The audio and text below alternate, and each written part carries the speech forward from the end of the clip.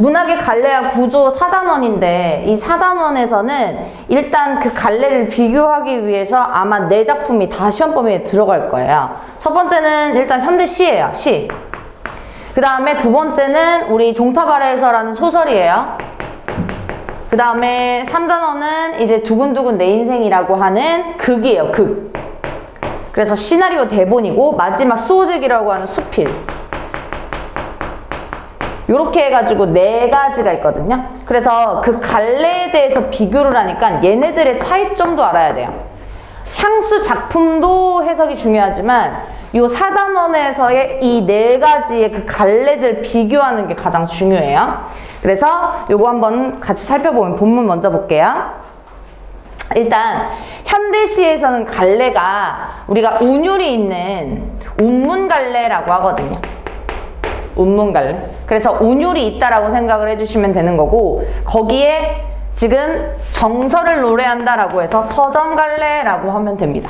오케이? 그래서 운문갈래는 뭐가 있다? 운율이 있는 글이다. 대표적으로 시가 있는 거고요. 그 다음에 서정갈래는 내 감정, 정서를 노래한다 라고 생각하면 돼요. 감정.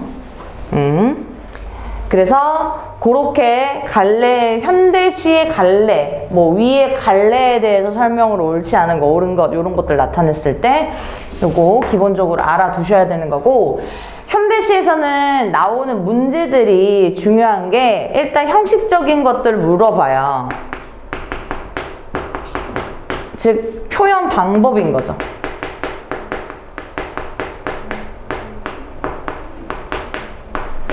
이거를 수사법이라고 하는데, 수사법이 직유법, 은유법, 의인법, 뭐 화류법, 서리법 등등등등 이런 식으로 형식을 나타내는 것이 수사법이에요.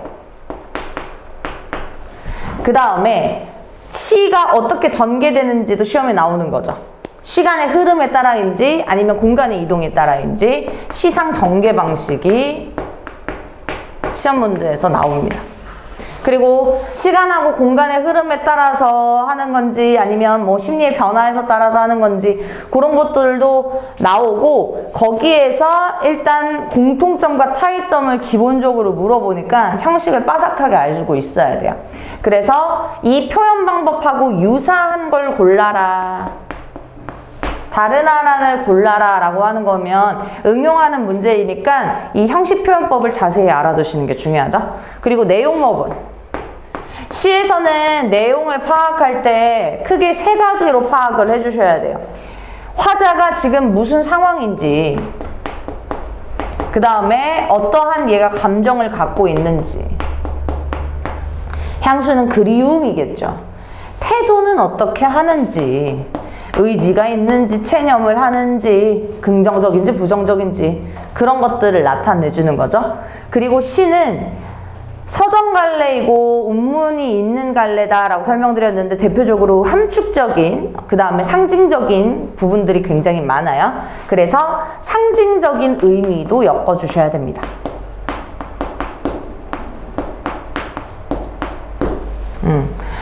한이 같은 경우는 전체적으로 모의고사랑 같이 결합돼서 나오기 때문에 두 작품이나 아니면 외부 작품하고 비교하는 거 필수적으로 나와요. 다른 학교도 마찬가지지만.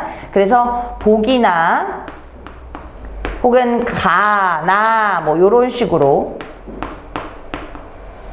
비교하는 문제, 공통점, 차이점 물어보는 문제, 요거 골라주셔야 됩니다. 그래서 이렇게 해가지고 현대시의 유형, 경목이는 왜 필기 안 해요? 필기해주세요. 써주시고 아무데나가 써주세요. 그래서 이렇게 해서 현대시가 문제는 이런 식으로 유형이 나옵니다. 제일 어려워하는 부분들이 이런 거죠. 공통점, 차이점, 보기와 가, 나의 공통점, 차이점 물어보는 거. 그런 것들이 시험 문제 많이 나오죠.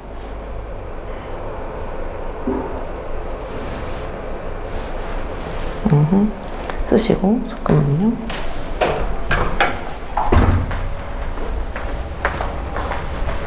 네. 코로나 걸렸다고. 아, 정우요? 아, 네, 알겠습니다.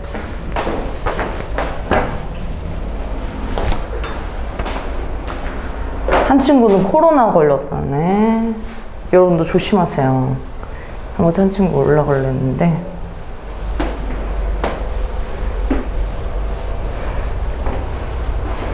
조심하시고. 봅시다.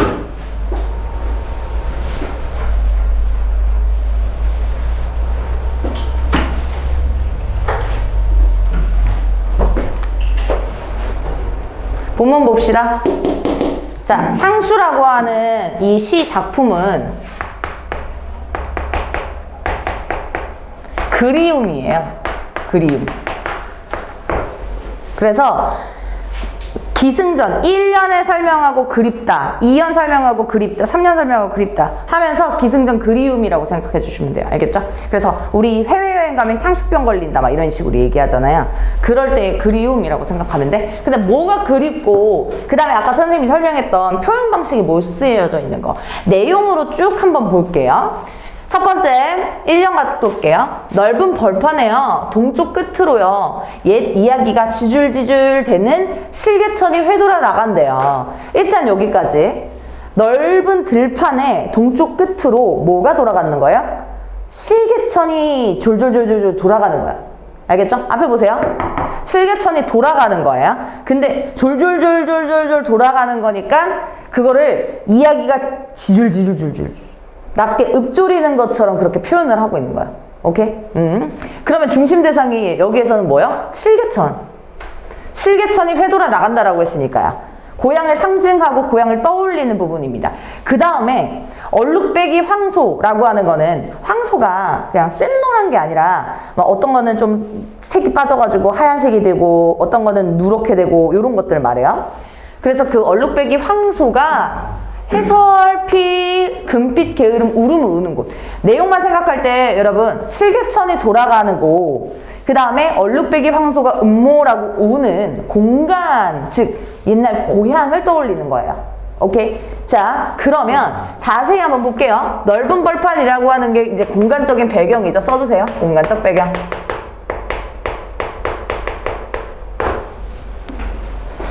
그래서 실개천이 회돌아 나간다 라고 얘기를 하고 있어요. 거기 부분에서.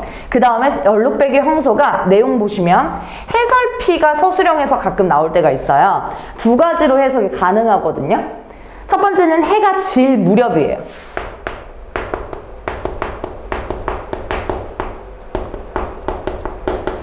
해가 질 무렵이라고 해석이 되면 경모가 정신 차리시고 해가 질 무렵이라고 하면 무슨 배경이에요? 공간이에요? 시간이에요? 경모? 시간이죠. 그 다음에 두 번째는요. 해가 질 무렵이라고 했으니까 시간인데 얘가 해설피라고 하는 게 두 번째. 여러분 뭐라고 써져 있어요? 해석? 오른쪽 써놨죠? 해설피. 해가 질 무렵 말고 소리가 낮고 느리게 라는 거죠. 그치? 그래서 두 번째는 소리예요. 소리가 낮는다. 그거에 대한 설명이거든요. 무슨 소리가 낮는다고? 황소 울음소리가 낮다고. 그치? 두 가지로 해석이 되는 거예요. 시간 아니면 요렇게. 해가 지는 무렵이라는 건 감각기관 중에 뭘로 알아요, 우리? 시각으로 알고. 소리가 낮다라는 건 뭘로 알죠? 청각으로 알아요. 그래서 얘는 감각이 다 달라요. 얘는 시각이고 얘는 청각이고. 해석에 따라서 감각적인 이미지도 달라지잖아요. 그지? 두 가지가. 그래서 얼룩배기 황소가 금빛 게으른 울음 우는 곳까지 나와 있어. 자, 일단 1년의 형식적인 특징 좀 봅시다.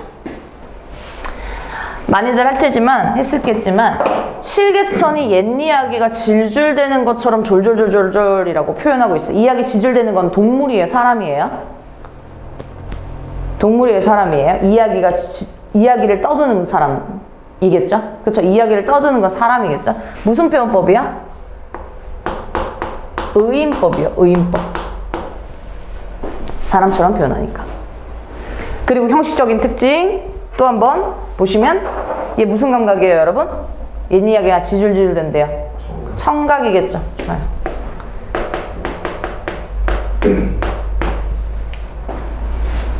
그래서 회돌아 나간다 라고 표현을 했다면 눈으로 알 수 있는 거고요. 그지? 자, 한번 보시면 일단 여기에서 향수 지금 1년만 체크 1행, 2행만 했는데 여기서의 핵심은 감각적인 이미지예요. 감각적인 이미지. 너네가 감각적인 이미지를 어떤 이미지가 있는지를 파악할 수 있냐 없냐는 거거든요. 그걸 꼭 알아두셔야 되겠고 계속 이어서 얼룩배기 향수 얘들아 어떻게 알아요? 얼룩배기인지 시각으로 알죠. 그 다음에 하이라이트 나옵니다. 시험 문제 제일 많이 나오는 거 요거 금빛 게으른 울음. 요거 모르면 향수씨 공부 안 했다고 볼 수가 있어요. 금빛 게으른 울음은 자 감각으로 일단 따져볼게요. 울음은 무슨 감각이에요 여러분? 청각이에요. 금빛은 어떻게 알죠? 시각이에요. 얘는 청각이고 얘는 시각이란 말이야. 근데 두 가지가 복합적으로 쓰여져 있는데 여기서 중요한 건 그거야. 제가 만약에 선생님 여잔데 선생님이 남자처럼 꾸미고 와요. 그러면 선생님이 중요해요? 남성적으로 변한 게 중요해요? 라고 하면 원래 변하지 않는 거는 얘잖아. 그지? 근데 얘가 이렇게 꾸며준단 말이야. 그래서 우리는 공감각적 이미지를 설명을 할 때 이 원관념을 찾는 게 중요해요. 누가 꾸며주고 누가 꾸밈을 당하는지. 오케이? 그래서 선생님의 남성화라고 하는 건 선생님이지만 남성적으로 변했다. 이게 되는 거거든요. 경모가 울음은 청각적인 이미지라고 했어요. 울음이 꾸며줘요? 아니면 금빛이 꾸며줘요? 뭐가 꾸며줘요? 금빛이 꾸며주죠. 이렇게 울음은 울음인데 금빛 울음 이렇게 보시는 거죠. 그쵸? 이것을 감각이 옮겨졌다라고 해서 공감각적 이미지라고 하는 거고 같이 쓰여져 있다라는 거. 공감각적 이미지.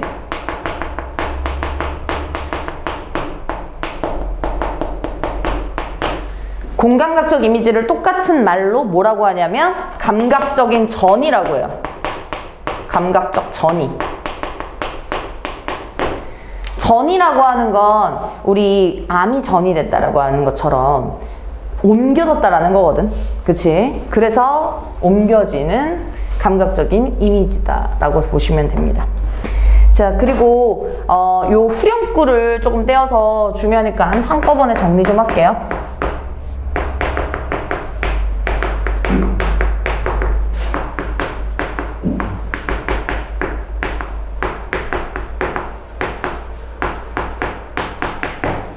얘가 뒤에 1년 끝나고 2년 끝나고 3년 끝나고 쭉쭉쭉 이어지는 사비라고 하는 거죠. 노래 부분에서 후렴구라고 하는 건데 일단 내용적인 걸 봅시다. 그것이 차마 꿈엔들 이치리야 라고 하는 거는 이치겠냐 라고 물어보는 거지. 그러면 이걸 평소형으로 바꿔보자 얘들아. 얘를 평소형으로 바꿔보면 어떻게 되는 거야? 그곳이 차마 꿈엔들 이칠 리 있다 없다? 이칠 리 있다 없다 여러분? 없어요. 없다. 이칠 리 없다. 써주세요. 그러니까 주제 나오는 거죠 여기서. 이칠 리 없어? 그리워? 안 까먹어? 가자. 그럼 후렴구의 전반적인 특징을 좀 정리할게요. 반복되면 무조건 따라오는 구조가 있어요. 효과가 있어요. 후렴구 첫 번째. 뭐가 반복되면 뭐가 따라오죠? 얘 무슨 갈래라고 했어요? 무슨 갈래라고 했어요? 운문 갈래라고 했죠? 뭐가 있으니까? 운율이 있으니까. 그래서 운율이 형성이 돼요.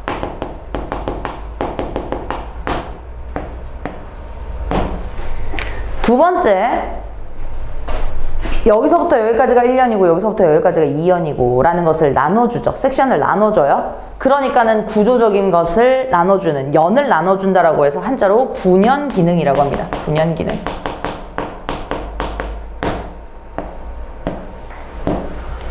그 다음에 세 번째는 처음부터 끝까지 이게 한 작품이라는 거를 알려줘요. 맞죠? 그래서 구조적인, 형태적인 통일성이 있습니다. 형태적 통일성.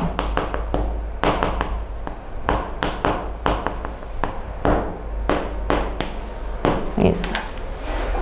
그 다음 마지막 네 번째는 앞뒤로 받쳐준단 말이에요. 봐봐요. 1년 끝나고 여기 그러니까 여기 사이드 안쪽에 있단 말이에요. 그래서 안정감 있게 느껴진단 말이에요. 그래서 구조적인 안정감 써주시고,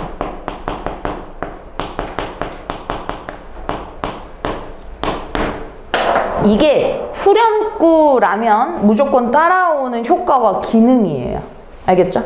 요거는 다른 시에서도 후렴구가 나온다면 요게 지금 따라 나오는 효과라고 보시면 돼요. 요거 4개가. 근데 이거는 내용의 뜻이 있어요, 없어요? 그곳이 참아 꼬맨들 이칠이야? 있어요. 그쵸? 나 그립다라는 거죠. 이칠이 없다라는 거잖아. 그러면 내용과 정서도 강조시켜주는 거죠. 써줄게요. 내용, 주제, 정서 강조. 써줄게요. 그럼 또 기능 썼어요, 경목이? 얼른 써요.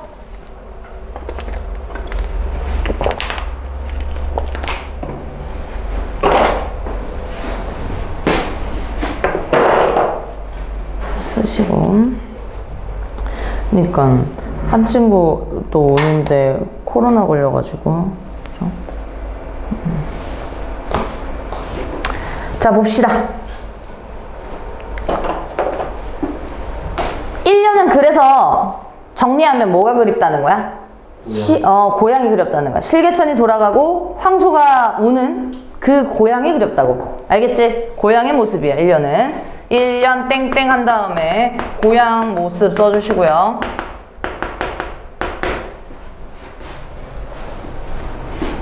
그 다음에 또 볼게요. 질화로에 재가 식어졌대요. 질화로라고 하는 건 우리 고깃집 가면, 갈비집 가면 화로구이 있잖아요. 그치? 그거에 재가 식어졌다는 얘기야. 그럼 시간이 변했어, 안 변했어? 변했어. 시간이 흘렀다라는 거예요. 시간의 흐름 써주시고.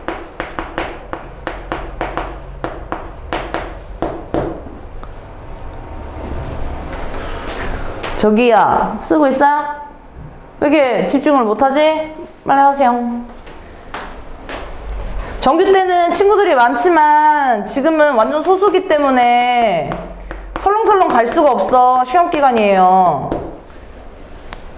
정확하게 써주시고 외워주세요. 자, 그 다음에 계속 빈 밭에 공간 나왔죠? 밤바람 소리가 말을 달리는 것처럼 느껴지고요. 엷은 졸음에 겨운 늙으신 아버지가 집베개를 돋아 보이시는 곳이 그립대요. 오케이? 누가 그리워요? 중심 대상은 뭐야? 아버지, 늙으신 아버지가 그리워요. 그래서 질화로가 있는, 늙으신 아버지가 있는 우리 공간, 그 고향 집이 그립다는 거죠. 그지? 그러면 표현법 좀 봅시다, 일단.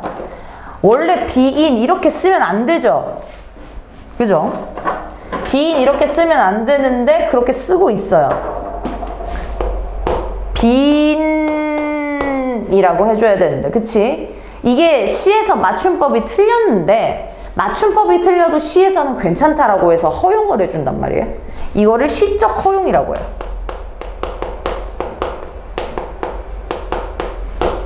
써주시고, 시적 허용. 그러니까 맞춤법 틀려도 노래나 시는 괜찮아요. 그리고 시적 허용을 왜 쓰냐라고 하면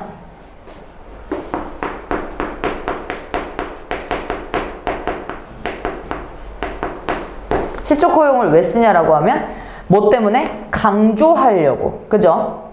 강조하고 또 운율을 느껴주려고. 운율과 강조. 뭔가 더 표현하고 싶으니까 그렇겠죠? 써주세요. 자, 그 다음에 표현법 제일 중요한 거 나오죠. 여기서도 마찬가지로. 요것도 시험 문제 100% 나옵니다. 밤바람 소리 말을 달리고. 집중하세요. 문제 풀 거예요. 집중 안 하면 문제 못 풀겠죠? 밤바람 소리 말을 달리고 라고 했을 때 이 소리는 무슨 감각이야? 경보가 무슨 감각? 청각. 말을 달린다라는 건 어떻게 알아요? 시각으로 알아요. 그러면 소리가 중요해요? 말을 달리다가 중요해요? 소리가 중요하지, 그치?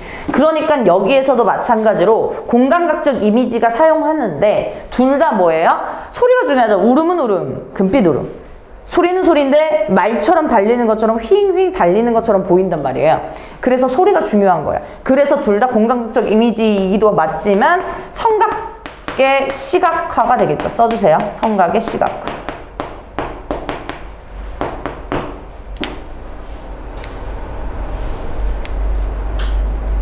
봐봐. 근데 늙으신 아버지 어때요? 지금 보니까 막 옆으로 쪽잠 자고 집베개 보이시는 것 해가지고 좀 고단한 모습이에요. 그치? 늙고 고단한 모습이란 말이에요. 그쵸? 늙고 고단한 모습이에요.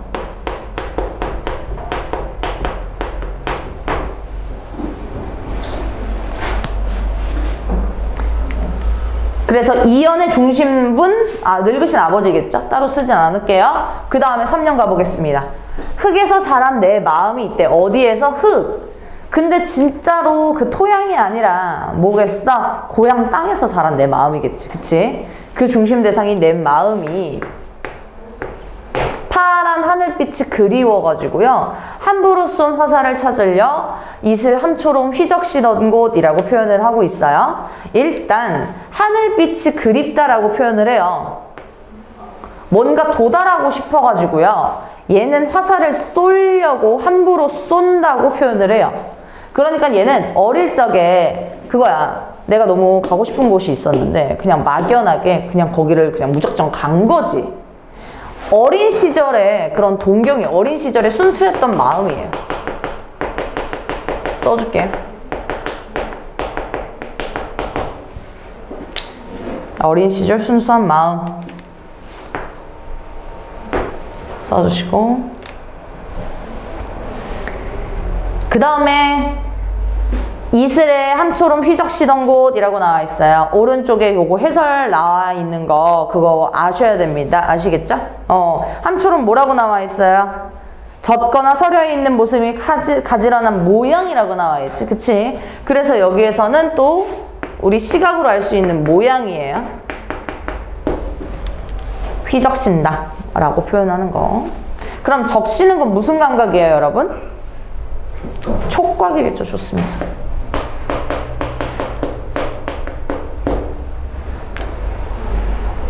감각만 조금 다시 한번 체크할게요. 파란 하늘빛 당연히 시각인 거고요. 그래서 막연한 동경 뭐 이런 식으로도 시험 문제 많이 나옵니다. 화살 같은 경우는 함부로 쐈기 때문에 막연한 동경.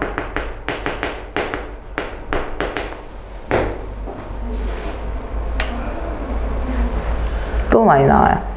좋습니다. 그래서 얘는 뭐가 그립다는 거야? 어릴 적 순수한 마음이 그립다는 거야. 지금은 너무 약간 좀 현실에 찌든 것 같아. 그런 느낌인 거죠. 사연 가보시면 전설바다에 춤추는 밤물결 같은 검은 귀밑머리 날리는 어린 누이. 중심 대상 나오네요. 어린 누이. 아무렇지도 않고 예쁠 것도 없는 사철 발벗은 아내. 아내 중심 대상 나오죠. 그래서 3년에서는 두 인물이 그립다라고 표현이 되고 있어. 근데 어린 누이를 표현하는 방식 좀 보세요. 얘 뭐 한대요? 검은 귀밑머리를 날린대요. 우리 귀밑머리라고 하는 건 이 귀 밑에 단발머리 똑단발을 얘기하거든요. 여기 귀 바로 밑에. 그러니까 굉장히 순수한, 때묻지 않은 그런 누이로 그려지고 있는 거야. 표현되고 있는 거야. 그리고 아내도 마찬가지로 진짜로 안 예쁘고 못생긴 뭐 그런 게 아니라 꾸밀 줄 모르는 때가 안 탄 그런 식으로 이해하시면 되겠죠. 그래서 소박하고 때가 안 탄, 타지 않은 그런 의미로 이해해 주시면 되겠죠.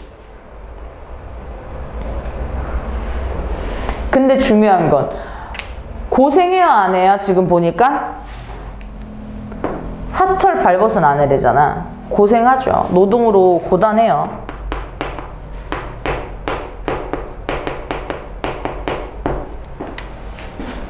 고단해요. 따가운이라고 하면 무슨 감각이에요? 촉각이겠죠. 따갑다.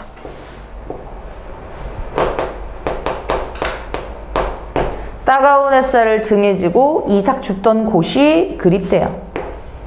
농사 짓던 곳은. 형식만 조금 잘 볼게요. 형식은 전설바다에 춤추는 밤 물결이래. 뭐가 춤추는 거예요? 뭐가 춤추죠? 바다. 밤물결이 춤춘다고 표현을 하거든요. 이거를 우리 그 동물도 우리 강아지들도 막 춤추고 그렇게 표현을 해요. 몸을 움직이는 모양을. 그럼 여기에서는 생물이 아닌 것을 생물처럼 표현을 하는 게 화류법이라고 합니다. 같은 이니까 직유법이고요.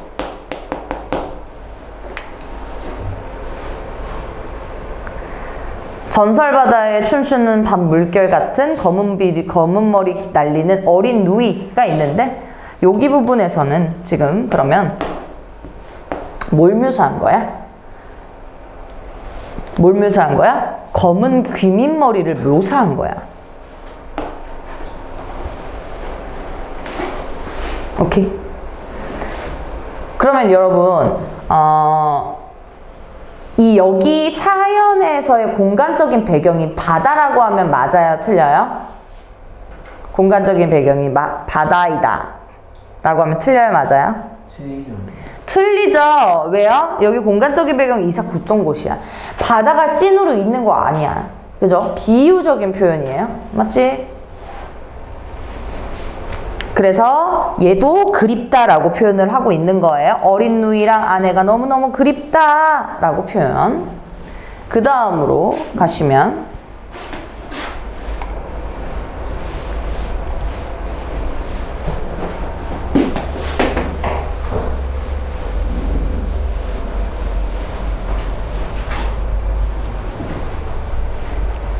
마지막 면이에요. 하늘에는 성금별이 있어요. 성금별에는 나와 있듯이 띄엄띄엄 있는 별이에요. 그러면 띄엄띄엄 있는 거 어떻게 알아요? 무슨 감각으로? 무슨 감각으로 알죠? 띄엄띄엄 있는 거? 시각으로 알죠. 그치?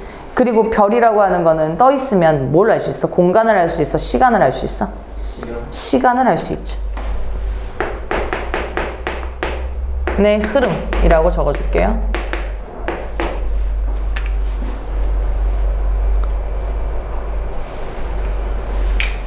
알 수도 없는 모래성으로 발을 옮기고 서리까마귀 우지짓고 지나가는 초라한 지붕이 있나봐. 그러니까 고향에서 그 집을 떠올리고 있는 거예요. 근데 그 집에서 흐릿한 불빛에 돌아서 사람들이 도란도란 앉아있는 그곳이 너무 그리운 거지. 그치? 그래서 알 수도 없는 모래성으로 발을 옮긴다 라고 표현을 했을 땐 여기에서는 갑자기 모래성이라고 하는 동화적인 요소가 나와요. 그래서 이런 모래성이라고 하는 단어 때문에 뭐라고 표현하냐면 동화적이고 환상적이다 이런 식으로 시험 문제가 나와요.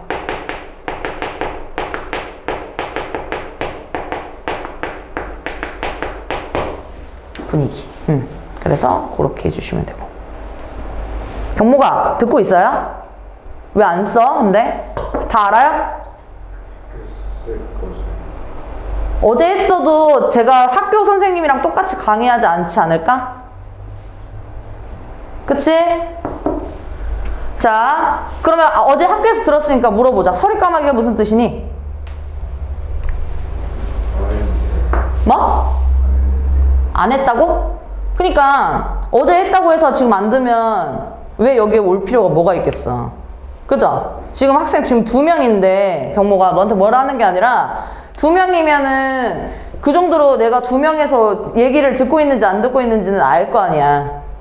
맞죠? 이거 어제 들었다고 안 들으면은 이거 대답을 했어야 되는데 못 하잖아. 서리까마귀는 여러분 설이 맞은 까마귀예요. 그래서 서리는 일교차가 큰 봄, 가을에 나타나거든요. 근데 서리는 문학적인 부분에서는 가을을 나타납니다. 계절을 나타내주고 있는 소재예요. 서리까마귀라는 건 가을.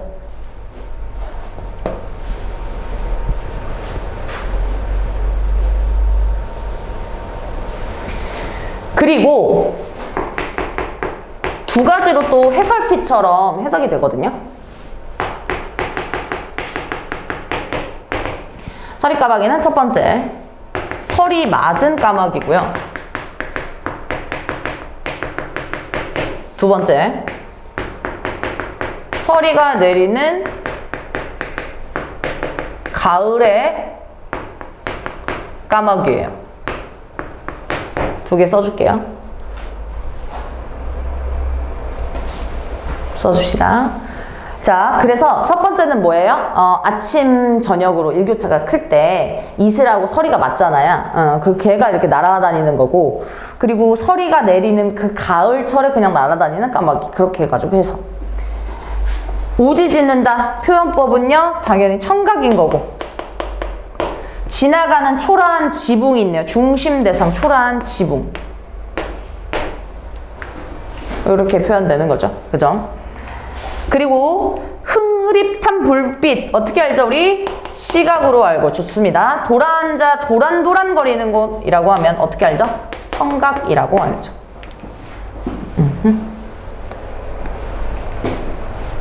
그래서 여기는 결과적으로요, 고향에 있는 집에 가족들이, 사람들이 도란도란 막 떠들고 웃고 떠들고 요런 부분들을 지금 그려주고 있고 그리워하고 있는 거예요. 오케이? 그래서 이 하늘에는 띄엄띄엄 있는 성금 별이 있고 알 수도 없는 그 모래성으로 발을 옮기는 환상적인 분위기 연출하면서 그 가을철의 지붕 밑에 도란도란 앉아있는 그 가족들의 모습이 그립다라는 거 알아두시면 되는 거고요. 그래서 요렇게 지금 어휘 정리되어 있는 거, 그 어휘 부분에서 좀 일치불일치도 많이 나오기 때문에 한일은 요것도 잘 알아두실 필요가 있습니다. 아시겠죠? 그래서 또 정리하면 최종 정리하고 문제 풀게요.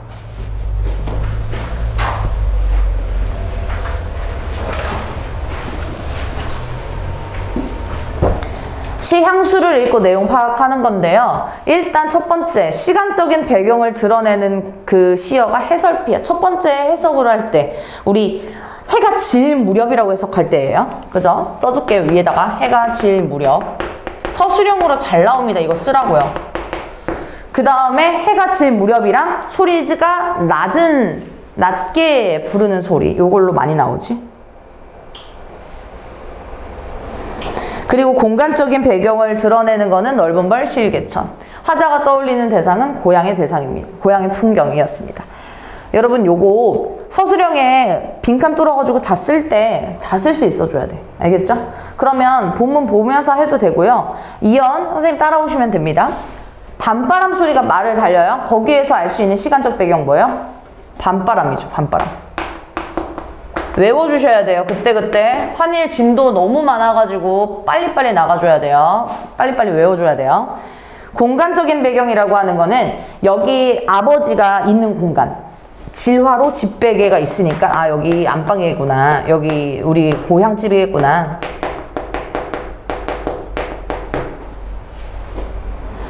그리고 중심 대상 누구? 늙으신 아버지. 그지? 쓰면서 외우세요. 그 다음에 3년에서 시간을 드러내는 시어가 있거든요. 뭐냐면 풀섭 이슬이에요. 그래서 그 이슬이 내렸다라고 하는 건 아침 부분이구나, 새벽 부분이구나, 이른 아침이구나. 그리고 공간적인 배경은 풀섭이겠죠. 풀섭 이슬에 풀섭. 화자가 떠올리는 대상은 누굴 떠올려요? 나 자신, 내 마음. 그지? 그래서 과거의 화자를 떠올리고 있습니다. 과거의 화자. 그 다음에 사연 같은 경우는 햇살이 있죠. 따가운 햇살.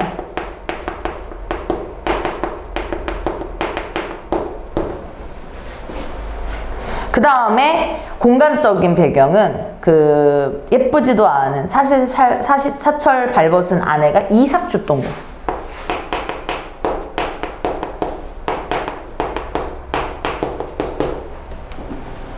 화자가 떠올리는 대상은 어린 누이랑 아내겠죠.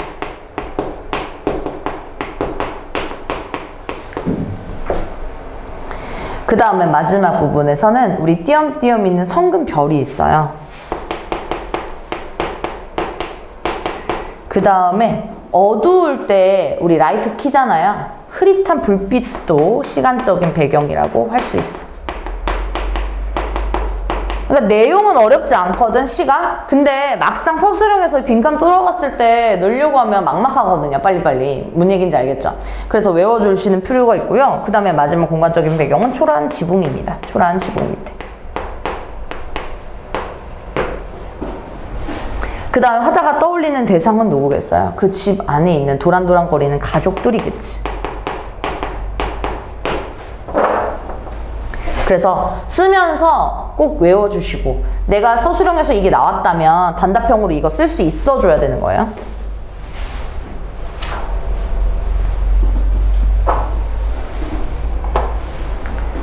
그 다음에 운율을 형성한 요소예요. 이게 중요합니다. 왜 리듬감이 있냐라는 거야. 리듬감에 큰 역할을 하고 있는 게 있죠. 뭐가 연마다 반복된다고요? 후렴구, 그쵸? 후렴구의 반복.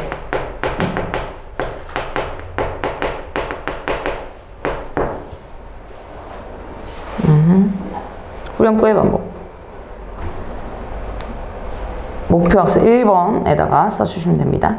그 다음에 뭐뭐는 뭐뭐곳, 뭐 이런 식으로 해서 뭐뭐는 뭐뭐곳, 이삭 줍던 곳, 도란도란 거리는 곳, 막 이런 식으로 끝나. 그러니까 밑에 끝나는 부분하고 또 문장 구조가 비슷해. 유사한 문장 구조 반복 써주시고.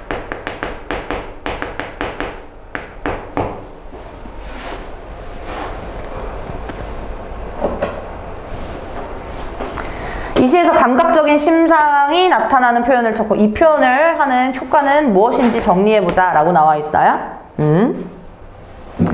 일단 얼룩배기망소 첫 번째부터 계속 가보면 요게 시각적인 감심상이구나 라고 알아두시면 됩니다. 파란 하늘빛, 그쵸? 색채 이미지이기 때문에 그렇습니다. 그 다음에 검은 귀밑머리죠. 검은 귀밑머리 날리는,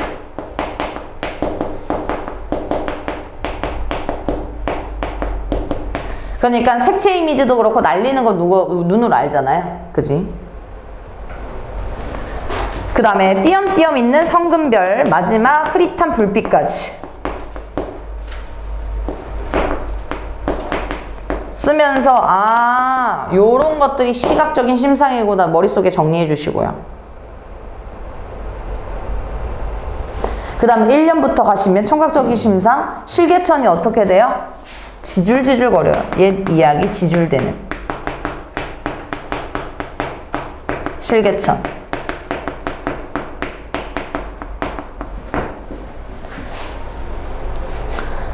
그 다음에 서리 까마귀 우지짓고, 그 다음에 도란도란 거린다. 간단하게만 쓸게요. 촉각적인 심상, 함초롬 휘적시던 곳. 그 다음에 따가운 햇살, 간단하게만 쓸게요.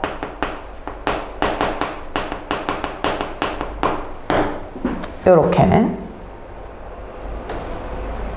마지막 금빛 게으름 울음 우는 곳. 그 다음에 우리 또 청각에 시각화가 있었죠? 그치? 밤바람 소리 말을 달리고. 풀리지 마세요.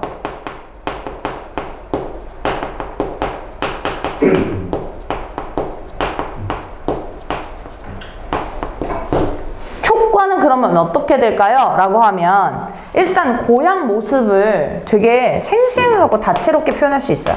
생생, 다채로움 써주시고, 생생, 다채로움. 그 다음에 당연히 그리움을 불러일으키는 거죠. 향수 불러일으킴.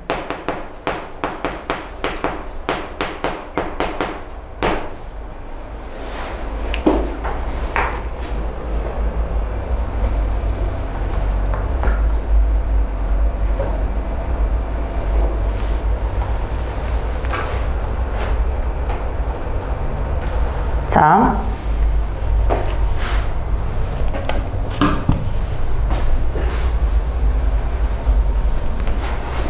그 다음에 요거하고 조금 더 보충으로 설명드릴게요. 실개천이 사람처럼 이야기를 지줄대요. 그래서 의인법입니다. 그래서 정겹게 느껴지는 거고요. 여러분 요거 물어보는 거네요. 272야 라고 하네요. 근데 찔은 찐 물음. 그러니까 완전 궁금해서 물어보는 물음 아니죠. 요런 것들은 그냥 강조하기 위해서의 물음의 형식을 띠는 거예요. 그럼 무슨 표현법? 설의법이라고 합니다.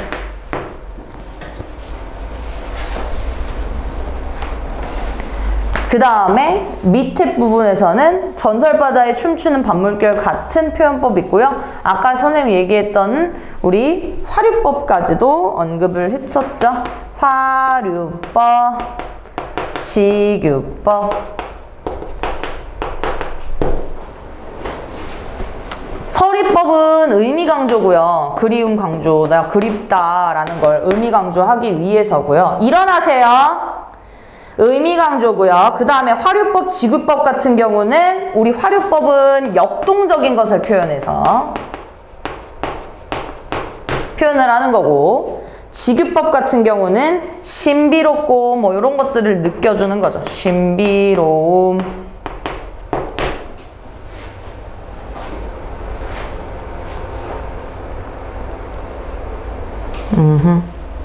자, 요거 넘기기 전에 시험 문제에서 내신은 어떤 식으로 나오냐면, 이거 그냥 중학교처럼 빈칸 뚫어놓고 물어보지 않아. 그럼 뭘 물어보냐? 다음 중 기억과 유사한 표현 방식 이거 물어봐요. 그러면 여러분들이 모르는 5가지 선택지가 쫙 나와요. 그러면 기억과 유사한 표현 방법이 뭐인지를 알아줘야 돼. 근데 그 표현 방법 중에 이러한 수사법도 있는데, 이런 것들 수사법이라고 해요. 근데 이것도 있는데 감각적인 심상도 표현법이에요. 알겠지? 그러니까 공감각적 심상이 주로 많이 나오거든요, 향수는. 공감각적 심상이 다른 거에서도 어떻게 쓰여져 있는지 그것도 체크를 많이 해주셔야 돼요. 그 다음에 마지막 요거하고 문제 풀 거예요. 향수의 시인과 가상으로 진행한 면담입니다. 이 작품의 구성 요소와 전체가 어떤 관련을 맺고 있는지 보시는 건데요. 얘들아, 이거를 굳이 제가 왜 끌어왔냐면요. 여러분 문제에서 복이 있죠. 복이 이렇게 해놓고 요거랑 연결시켜가지고 물어봐요. 그래서 그 내용도 미리 인지해 주시면 좋죠. 향수는 27년이에요. 언제예요? 일제강점기 시인입니다. 일제강점기. 그러니까 유학 가기 직전에 향수는 지어졌대. 향수는 그리고 낯선 타국으로 떠나기 전에 내 마음 고향의 따뜻한 전경을 그려본 거래. 그래서 타국을 떠나기 전에 정겨운 것을 본 거야. 단순하게 일치불일치로 있잖아. 타국을 떠나서 고향을 그리워한다는 안 되지. 타국을 떠나기 전에지, 팩트는. 그치? 요걸 읽었다면. 그리고 어떤 구성 요소가 이루어가지고 중점에 두었냐. 기승전결 진짜 1년부터 5년까지 계속 감각적인 이미지가 너무 많이 나와. 그쵸? 그 다음에 여기 시인이 강조한 거는 또 뭐겠어요? 우리 시골에서만 볼 수 있는 시어들이 있거든요, 여러분.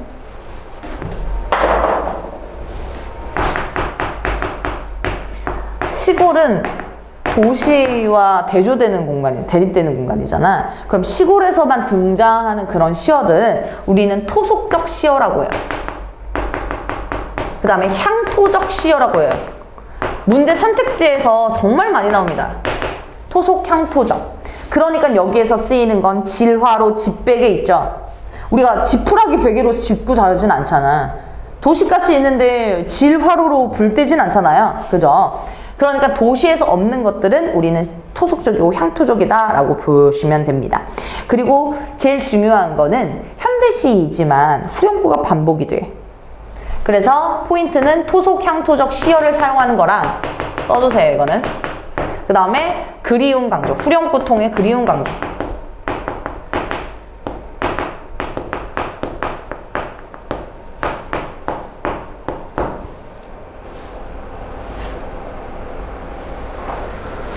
써주시면 돼요.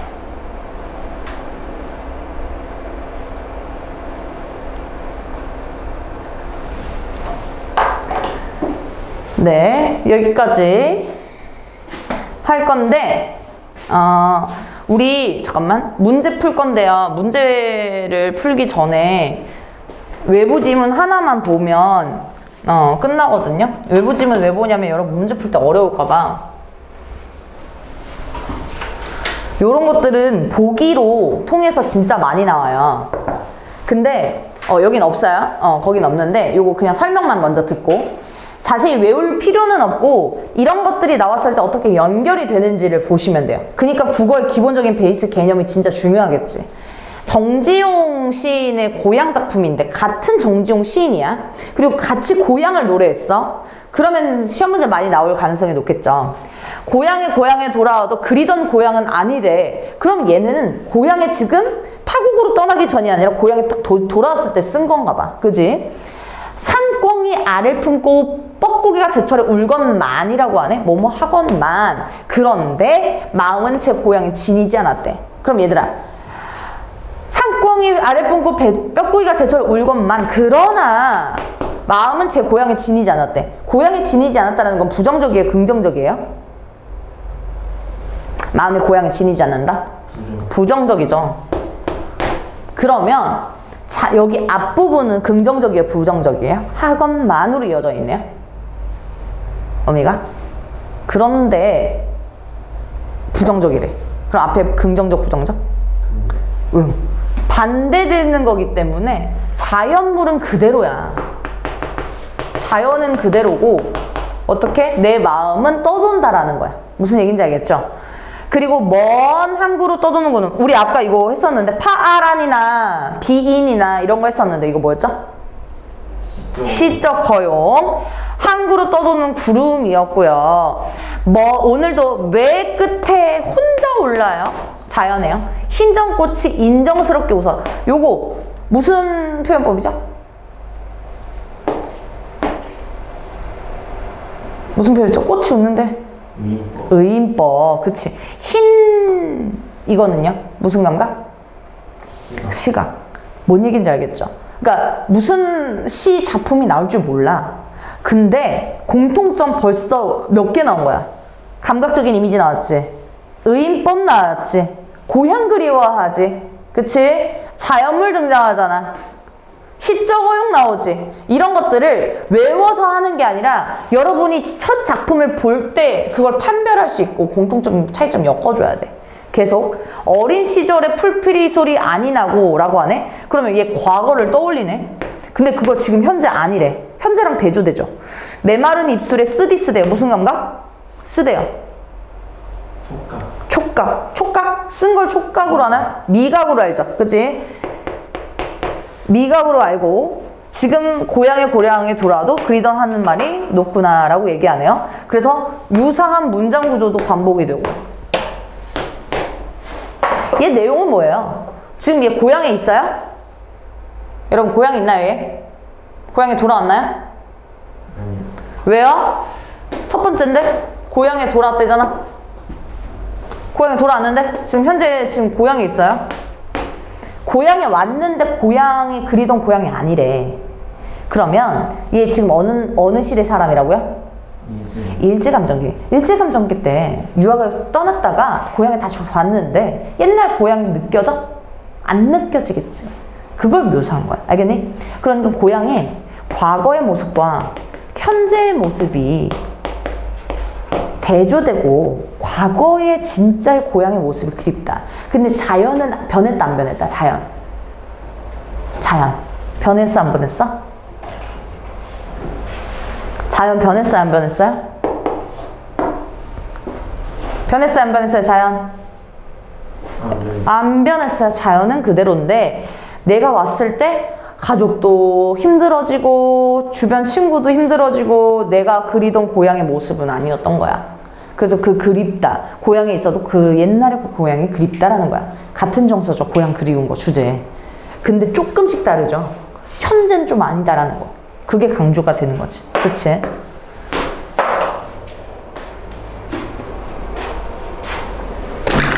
계속 가볼게요. 문제 풀고 쉴게요, 여러분.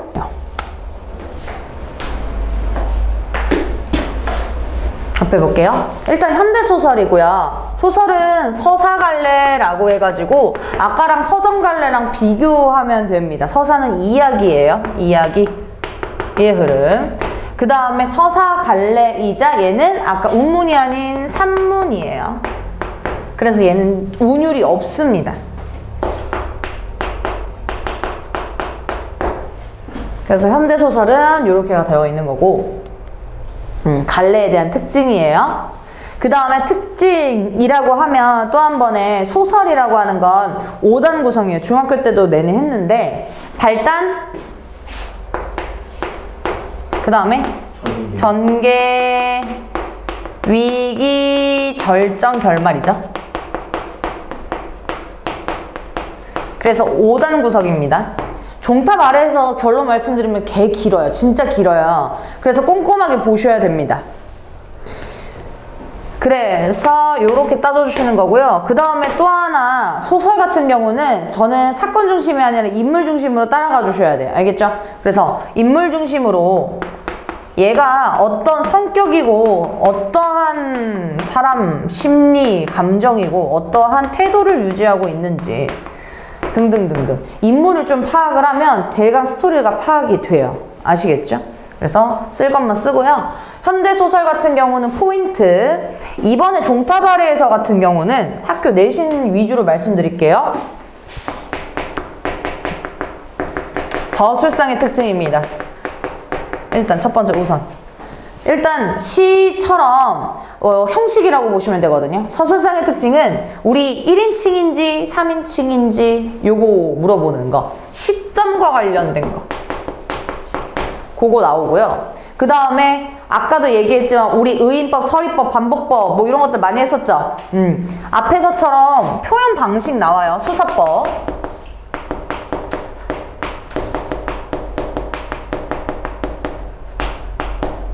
특히 종탑 아래서는 되게 감성적으로 쓴 글이기 때문에 표현 방법, 수사법 무조건 나옵니다. 그래서 그렇게 알아두시고, 그 다음에 아까도 말씀드렸듯이 전개 방식 나와요.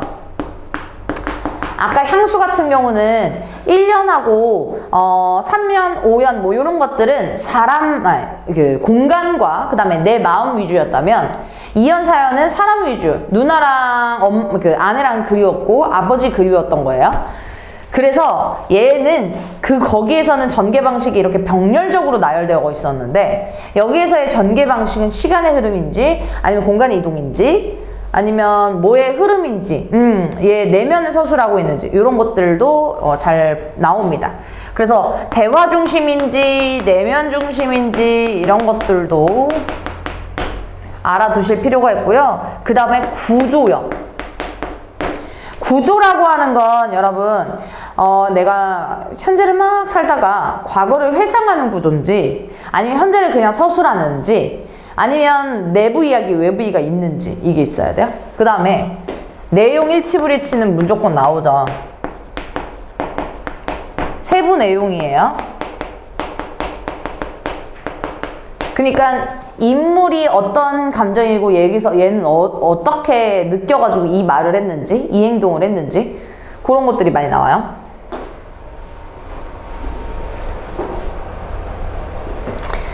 그 다음에 마지막 여러분들이 꼭 하셔야 될 거, 내가 수업 시간에 계속 말하면서 이해하고 암기하려고 하겠지만 어휘 무조건 외워야 된다.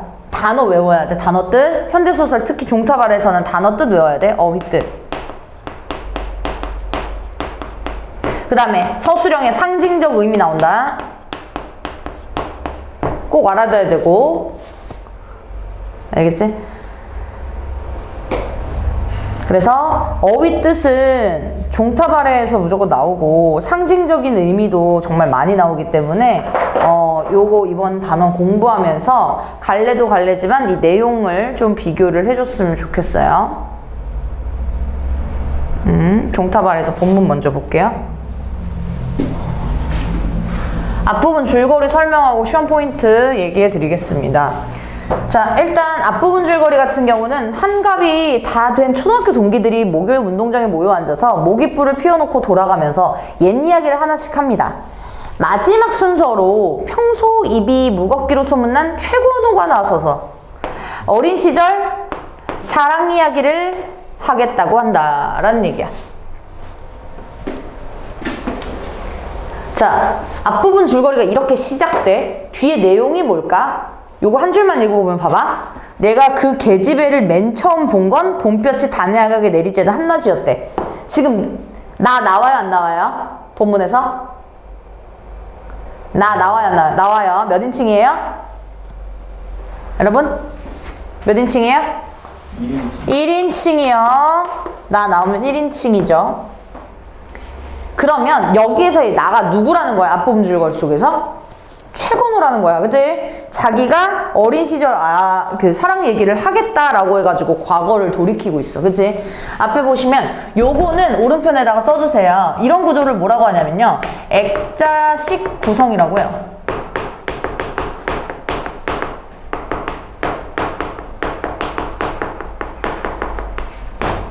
이라고 해요. 액자식, 액자형 구성 구조. 얘가 뭐냐면 지금 메인 이야기는 누구예요? 최건호의 사랑 이야기죠.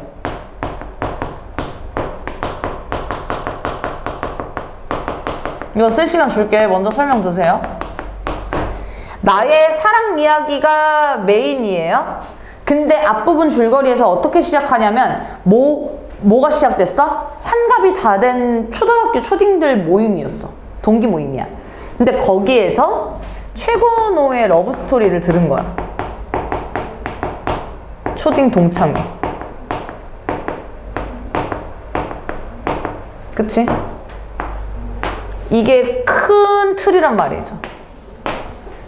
그러면 나의 어린 시절 사랑 이야기가 내부 이야기고요. 겉에 초등 동창회가 외부 이야기겠죠. 그래서 내부 이야기는 내화라고 얘기를 하는 거고 외부 이야기는 외화라고 얘기를 하는 거야. 그래서 겉에 있는 얘기가 액자고 안에 있는 얘기가 사진인 거지. 그래서 요런 명칭이 붙어요. 왜 그런지를 보셔야 돼요. 자, 중딩처럼 액자식 구성이다 이렇게 안 나와. 그러면 어떻게 나오냐? 내화, 외화 이렇게 해서 번갈아 가면서 서술하고 있다 말로 풀어서 나와요. 뭔 느낌인지 알겠어? 액자식 구성이라고 안 나오고 내화에서 외화, 외화에서 내화로 넘어가고 있다 이런 식으로 나온다고요. 그래서 무슨 얘기인지 알아들으셔야 되고요. 그리고 이런 것 제가 어휘 시험 문제 많이 나온다고 했죠. 다냥하게 이런 뜻 자체가 서술형에선 절대 안 나오지만 객관식의 뜻을 고르려면 좀 망설이게 돼요. 그러니까 요거 꼼꼼하게 알아두시고 계속 아침에 등교하면서 길가에 멍석을 펴는 짝눈이 아저씨를 봤기 때문에 나는 그날도 하굣길에 일부러 네거리, 사거리 하나를 더 지나서 먼 길을 애돌아 돌아서 집으로 향하고 있었대. 자, 봐봐. 가로로 묶어주시고 여기에서 종탑 아래에서의 메인 핵심은요 뭐냐면 일단 시대적인 배경이에요. 시대적 배경.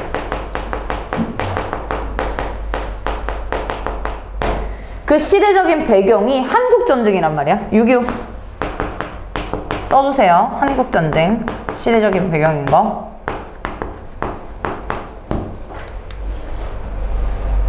한국전쟁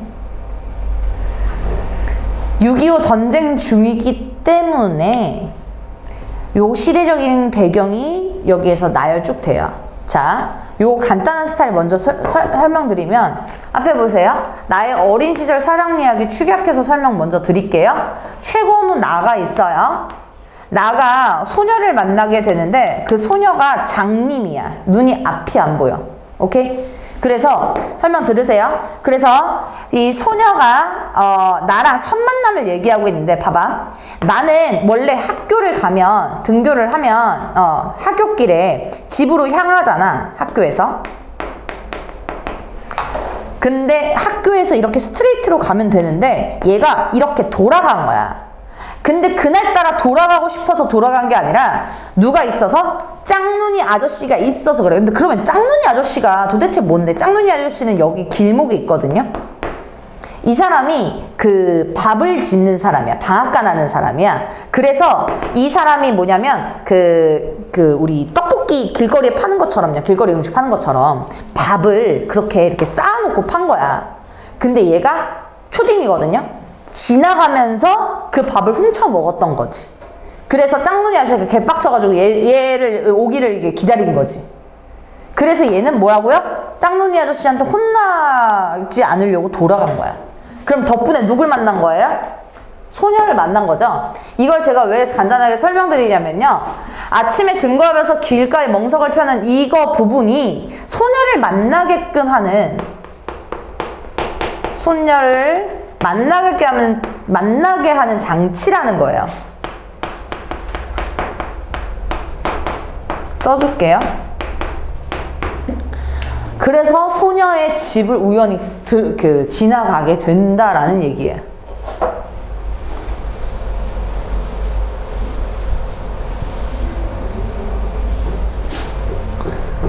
그래서 이거를 문학적인 측면에서 뭐라고 얘기를 하냐면요, 여러분. 그 우연의 반대말이 있거든요. 그게 개연이에요. 자연스럽다 이거예요. 우리 그 한국 드라마 같은 데 보면 진짜 우연이 많이 일어나거든. 썸을 막 타고 있는데 같은 회사였어. 그리고 썸을 타고 있는데 옆집이었어. 이런 게 우연이야. 그치? 근데 개연은 뭐라고? 자연스럽게. 억지가 아니잖아. 나 그날따라 소녀의 집으로 가고 싶었다. 그런 게 아니잖아요. 그죠? 그래서 얘는 지금 소설에 개연성을 부여한다. 이런 식으로 많이 나옵니다. 개연성 부여라고 해서 써주세요. 개연성 부여.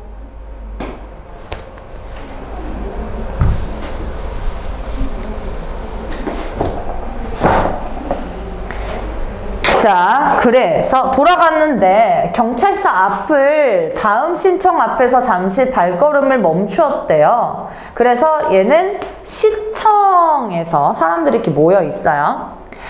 시청 담벼락을 따라서 길게 이때원 세워놓은 게시판이 큼지막한 벽보들로 더덕더덕 도배되어 있었대요.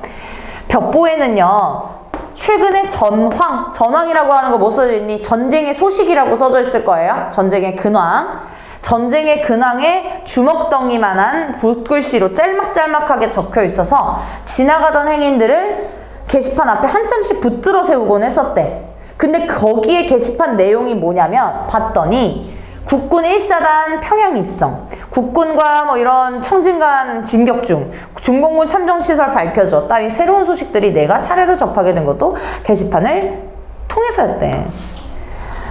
여기까지 묶어주시고, 이걸 통해서 우리는 뭘 할 수 있어요? 여기에서 시대적 배경을 알 수 있죠. 써줄게요. 시대적인 배경 알 수 있다. 그게 한국전쟁이라는 걸 알 수 있지.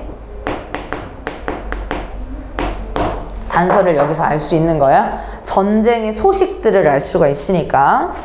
게시판에서 말 시청 앞에서요.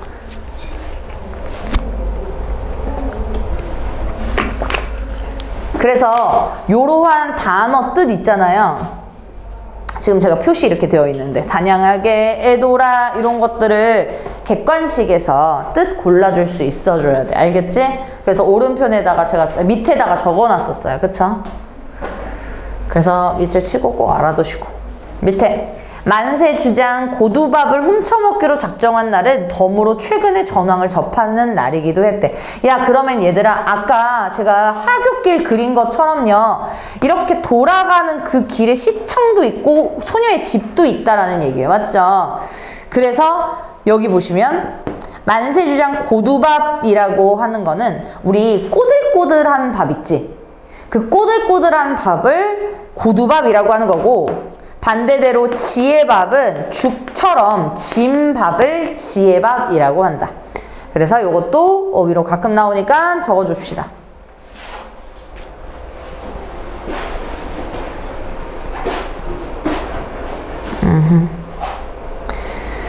그래서 여기에서는 최근의 전황을 접하는 날이기도 했대. 얘 지금 나이가 언제 몇 살이에요? 몇 학년 뭐 하는 거예요? 초등학생이잖아. 근데 초등학생인데도 불구하고 뭐를 접하고 있어? 전쟁의 근황을 접하고 있어. 얘들아 6.25 언제 터졌니? 50년대 터졌어요. 50년대 터졌단 말이야. 근데 지금도 막 전쟁 얘기 막 하죠. 우크라이나 러시아 때문에 그치? 그래서 그것도 마찬가지예요. 왜 애들이 전쟁 얘기를 다 아냐 이거야. 근데 여기서 말하고 싶은 거는 그거예요. 전쟁이 그만큼 참혹하고 비극하다. 여기에 소설에서의 주제는 그거야. 계속 가볼게요. 최전방에서는 중공군의 춘계 대공사가 한창이었대요. 국군, 유엔군 몇 사단 무슨 고지 전투에서 북괴군, 북한군이겠죠? 북한군 몇 대 연배를 섬멸했고, 섬멸이라고 하는 거는 무찔러서 없애는 거예요. 그리고 무슨 고지 전투에서 중공군 몇 개 사단을 괴멸했고, 요거는 막 이렇게 뜯어내가지고 없애는 거예요. 마찬가지로. 등등의 내용을 담은 벽보들이 게시판에 어지럽게 납붙어 있었대. 일사후퇴를 거쳐 전쟁은 처음 시작했던 그 자리로 얼추 되돌아와서 38선 사이에 두고 오랫동안 교착 상태에 빠져 있었대. 현재 6.25 상태겠죠? 한국전쟁 상태 써주시고요. 한국전쟁 상태. 지금 일사후퇴 후구나 라는 걸 알 수가 있는 거야.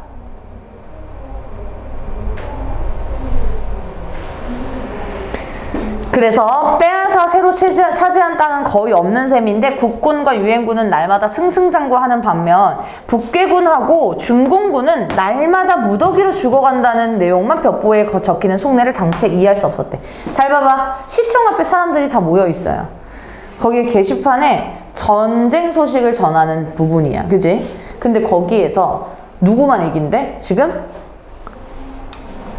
우리나라 국군하고 유엔군만 이긴대. 그지?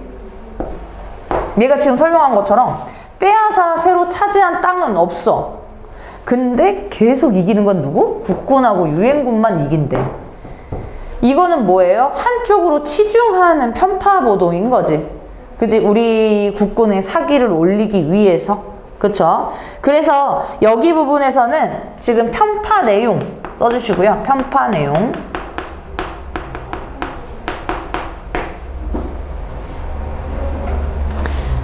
그래서 여기에서는 얘도 마찬가지로 시대 배경이, 시대 문화가 공산당을 반대하는 걸 우리 반공이라고 합니다. 반공 이데올로기라고 적어줄게요. 반공 이데올로기. 공산당을 반대한다라고 해서 반공입니다. 그게 만연해 있다라는 것을 우리는 알 수 있겠죠.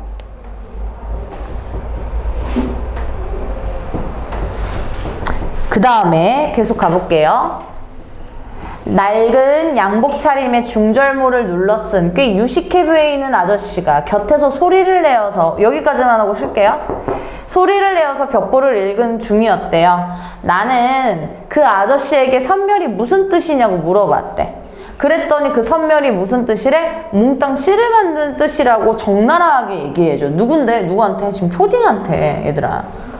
그리고 시원스럽게 대답했대. 그럼 괴멸은 무엇이냐? 라고 했더니 겨우 씨만 남기고 모조리 때려잡는 것이라고 일러주었대.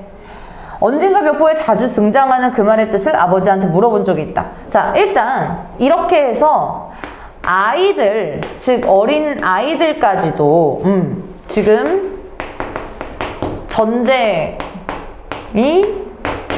침투했다 라는 사실을 알 수가 있겠죠. 그쵸? 그래서 아이들도 전쟁에 대해 관련된 내용을 이렇게 일상적으로 사용하고 있구나. 일상적으로 사용하고 있구나.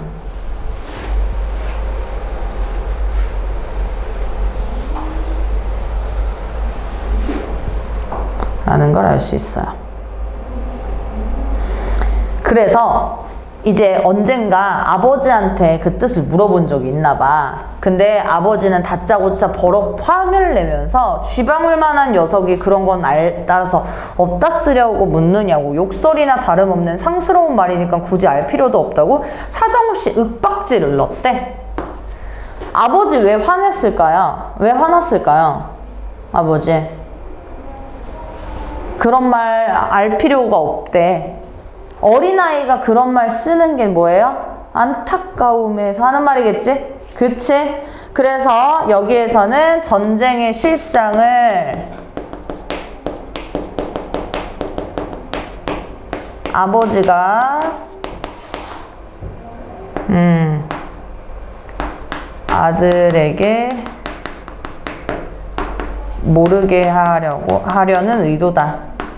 의도 쓰라고 할 때 이렇게 써주시면 돼요. 전쟁의 실상을 아들이 모르겠으면 좋겠다는 마음이에요. 그래서 얘가 말을 해주는 게 지금 아버지는 맨날 이런 식이야 라고 하는 불만이 여기 서려 있는 거죠. 아버지에게 불만을 느끼고 있다 라고 하면 맞게 해주셔야 돼요. 아버지에게 불만을 느끼고 있다 라고 해주시면 맞고. 오케이. 여기까지 하고 쉴게요. 쉬었다가 이어서 할게요. 10분 쉬세요. 20분까지. 봅시다. 아까 이어서 부분 계속 보시면 시대 배경이 한국전쟁이에요.